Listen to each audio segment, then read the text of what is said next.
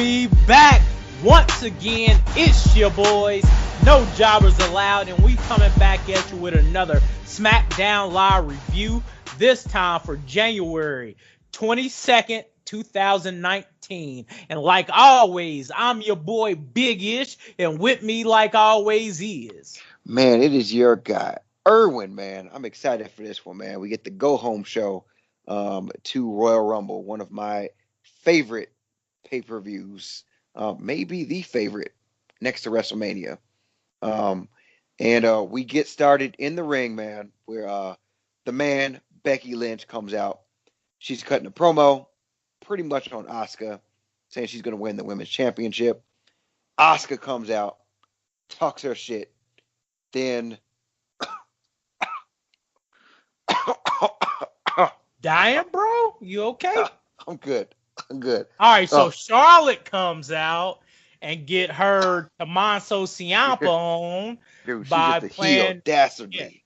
Yeah, she's trying to play a puppet master with Asuka and Becky, getting them really, really agitated with each other before Sunday, to the point where Asuka attacks Becky from behind. And they get into a really good scuffle. It bleeds out the side of the ring, with Becky ended up getting the upper hand. Then we cut to commercial and come back, and we see Asuka back on her feet and attacking Becky backstage, and they keep going at it until all the refs and ring people have to pull them apart backstage. So that was pretty good. I liked it, man. It really generated buzz for this weekend's match between the two. And like I said, man, just picture this. I love Asuka. She's dope solo, and I hope she wins Sunday. Now, picture Asuka back in the day, pluck her out of this generation and put her with Kai and Tai as the lead front woman. Stop man. this. Dog, Stop this. Kai and Tai with Asuka? Stop this. Funaki? Stop this right now. Takamichinoku? Stop this right now. They would have ran all the Saturday night shotgun episodes, all the Sunday night heats. Then you would have had Asuka mid-carding, but they would put her in weird storylines because they didn't really know how to use great women back then.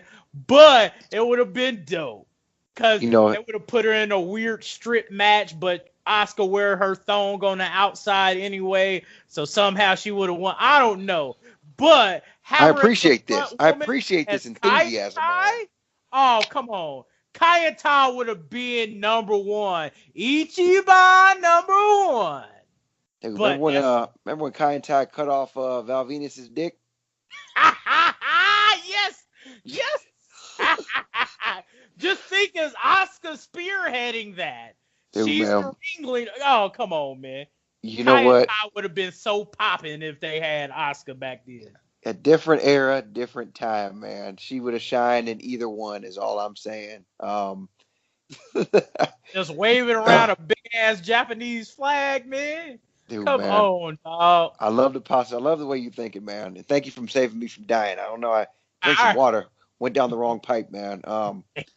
Dude, the next segment we had was Naomi versus Mandy Rose, man. Very anticlimactic for me, man. Very anticlimactic, man.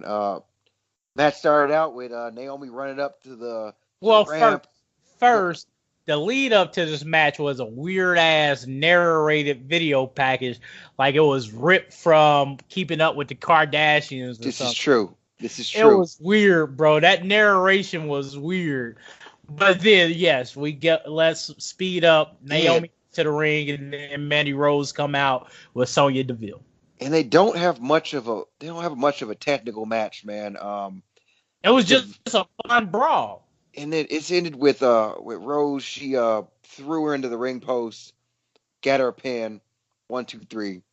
This isn't over, man. Jimmy Uso comes down and check on his wife. I know you and a lot of other people don't like this storyline. I love the storyline. Oh, okay. But yeah, I love it. I like it. I think it's a good change of pace. All of your women hating each other don't need to be hating each other for oh, I'm better than you at wrestling. Sometimes, man, people in general just don't like each other, man. They do asshole things to each other.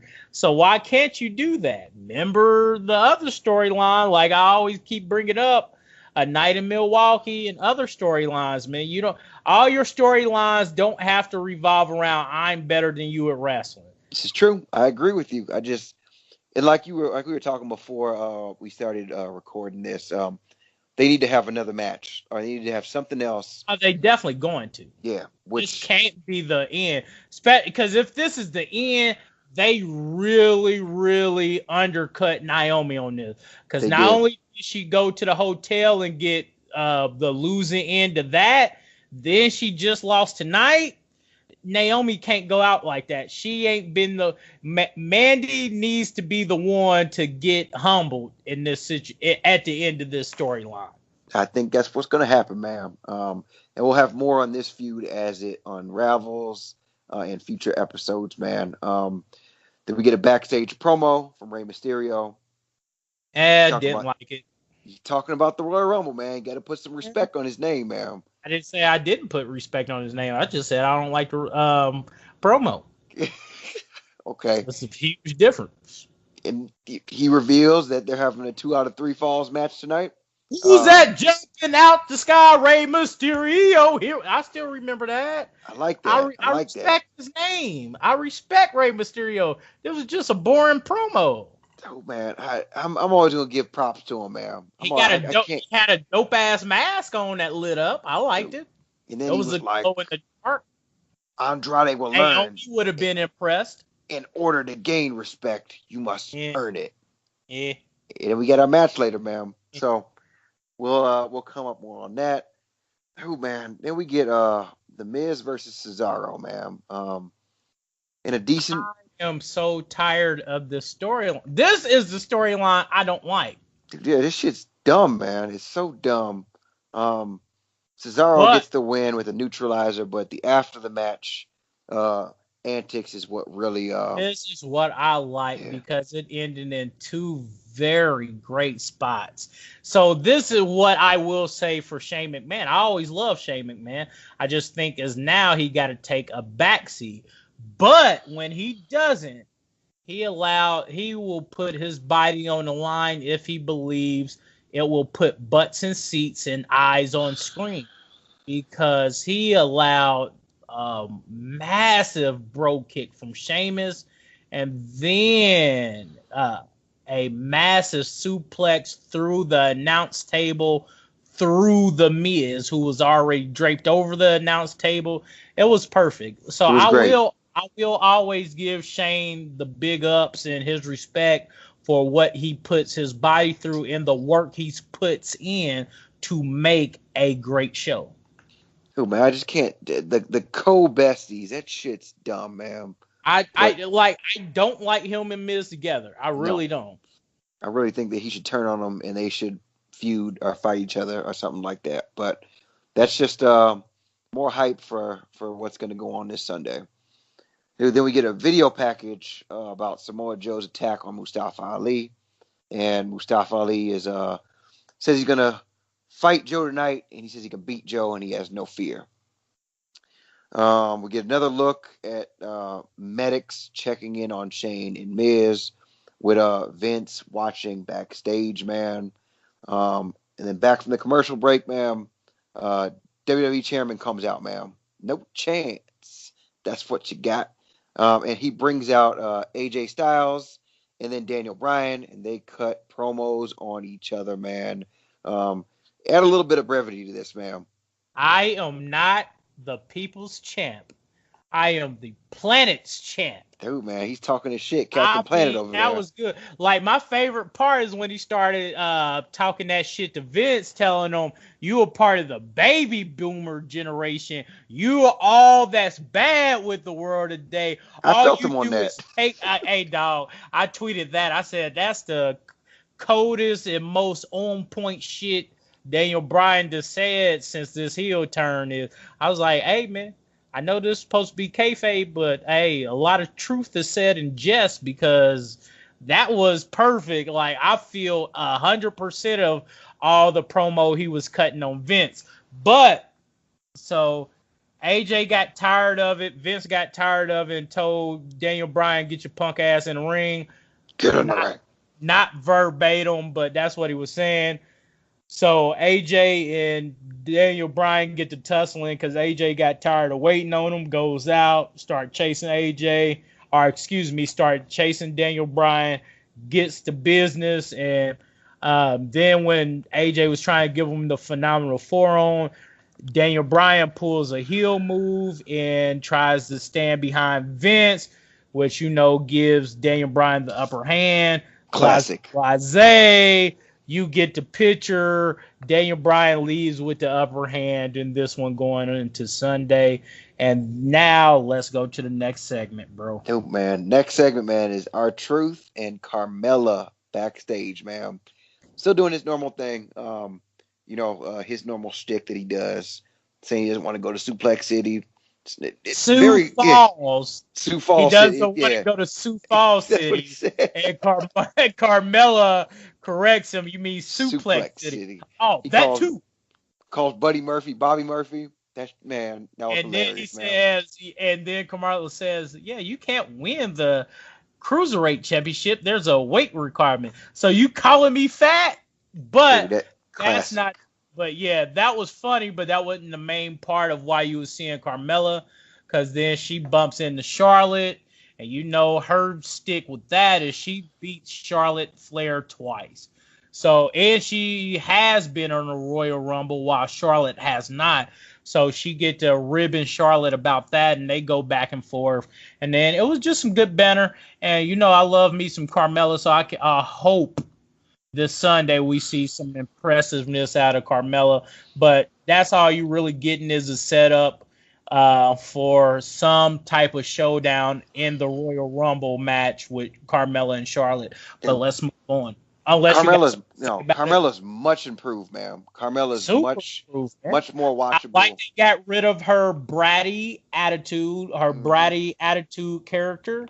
I like how she's a little bit more fun-loving after she's been with R-Truth, and her ring work has improved leaps and bounds. Leaps and bounds, man. Leaps and bounds. Speaking of ring work, next match we get Samoa Joe versus Mustafa Ali, and Mustafa Ali gets tapped out by Joe, man, which is exactly what should have happened. I liked it, man. It was good. There's no way around it. Samoa Joe had to dominate Mustafa. And that's what he did, man. That's exactly what he did. There's nothing really much more to this match, so we can move on to the next segment, which is Kyla Braxton backstage with the New Day. And one of the things that the announcers were teasing is all three members of the New Day are in the Royal Rumble, and what happens when, they had to face each other. In this one, they were like, if one wins the Royal Rumble, we all win. So, good little twist on that one, man. Again, everything's going towards the Royal Rumble, which is adding all these little storylines to it. I really love it. Nobody from the New Day is winning the Royal Rumble because nobody from the New Day is ever going to get a singles title again. Absolutely not. I agree with you. And I'm sorry, and I love the New Day independently of each other. Like Xavier, Kofi, and Big E are all great individual wrestlers, but neither of them, they made something that is too good to break up. They are now too big to fail, and they're not going to get broken up. But I am looking forward to another incredible Kofi Kingston almost elimination, but somehow finds his way back into the ring. They got to do something better this year. Last year, he went with the pancakes or some shit like that. Like, I really thought they was going to throw the pancakes on the ground, so he's walking back to the ring on the pancakes without ever stepping on the floor. That's how they should have did it. But, like I said, he'd have had many a good non-eliminations from the Royal Rumble, like where he jumped back to the ring from the barrier, like where he used JBL's chair to pogo back to the ring. So I'm excited to see what Kofi does this year. Dude, man, me as well, man. And they're setting that up with all these little segments, which is really, really good. So we get the main event, man. We get the 2 out of 3 falls match. Rey Mysterio versus Andrade. Again, listeners, go watch this, man. I can watch these dudes wrestle each other night in and night out for the next 6 months and not get tired of it, man. WWE did the right thing making them to the main event. Last week, they should have been the main event as well. But this week was even better, man. A best 2 out of 3 falls match, man. Dude, on that first fall when he got that top rope powerbomb. Oh, that was a crazy spot. And then another. All right, so I love this Canadian Destroyer spot. I just don't want them overusing it on televised matches because it needs to stay special. But it's still incredible every time you see it, dude. Insane, man. It's crazy because to do this, both wrestlers have to be such in sync so neither one gets hurt. Mainly the one who's getting the move put on them. In this case, has always been Andrade. It's just incredible. It shows you how much work they put into making good matches for us to watch, man. And it shows. Yeah. It shows. It was really, really good. And unfortunately, man, this match ended in a no contest because Samoa Joe. Dude, he came in. He wrecked shop, man. Takes and the mic. It was messed up because Andrade and him was just teammates not too long ago. Dude, he's in it for himself, though, which is good. I feel that. And it's adding more to the Rumble. Now, Andrade's going to come and try to get him out. Same thing with Rey. It's going to be really, really good. And while he was cutting this vicious promo about how he's going to win the Royal Rumble and defeat the other superstars, out of nowhere, Randy Orton comes flying in off the screen. And that just, I haven't seen Randy Orton in a minute, man. I feel like I tweeted, damn, I forgot Randy Orton existed. Like, I haven't seen him in a good that was the minute. perfect way to end SmackDown, man. To get the crowd hype, get me hype, and I'm totally ready for Sunday, dude. Man, I cannot wait till we do this prediction show and put it out for you listeners, man, because I am hyped for the Royal Rumble, man. If I were to give this a grade, man, I didn't really like the Shane stuff. You know what? I'm gonna stay consistent with kind of what I gave Raw. I can't give it that grade because of that ending, man. I'm gonna give it a B on this one. Andrade and Rey Mysterio. I gotta start grading first because everybody gonna think I'm following you, but no. I give it a B because it would have been an A if they didn't do the Shane stuff. We agree. Like if it wasn't a match with the Miz and Cesaro, but just Miz and Shane cutting a promo, and then the bar comes out and interrupts, and does the big spot, the bro kick, and the big spot, the power bomb through the announce table, it would have got an A. But I didn't really enjoy the Miz versus Cesaro match. Who, man? So we're in agreement on this one, man. Yeah, I give it the same grade. I give it a B as well. Who, man? And listeners, I guess look out for our prediction show for Royal Rumble and NXT Takeover Phoenix. That's good. It's going to be a great weekend of wrestling, man. I'm excited for it, man. It's just going to be a great next 2 weekends. I know what I'm doing in the next 2 weekends.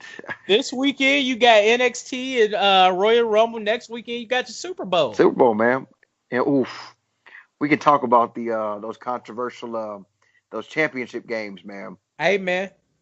It is what it is. I have no sympathy for the New Orleans Saints because that happened in your own dome. So there's been plenty of times people done came in the Super. You know what? This ain't the time. No, not at all. So we can go off on this, man. But like I said, it's been your boys. No jobbers allowed. And once again, I've been your boy, Big Ish, and with me like I always was. Man, it is your guy, Erwin, and we out. We out.